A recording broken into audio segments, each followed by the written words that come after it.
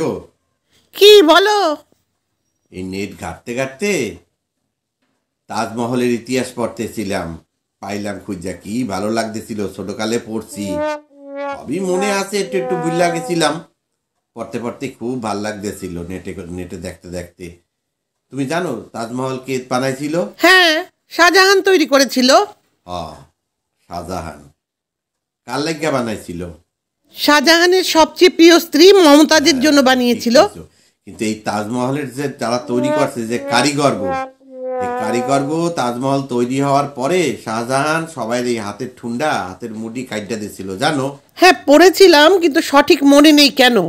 কাইটা দিছিল এই কারণে, যাতে ওই তাজমহলের মতো দ্বিতীয় কোনো স্থাপত্য বিশ্বে কোথাও না থাকে। ও আচ্ছা আচ্ছা, ঠিক করেছিল। এই আমিও না চাই না যে টিনা, ললিতা, ঝুমা এদের কারুর ঘরে আমার ছেলের মতন সুন্দর আরেকটা ছেলে হোক। তুমি বসো, আমি আসবটিটা নিয়ে আসছি। হ্যাঁ,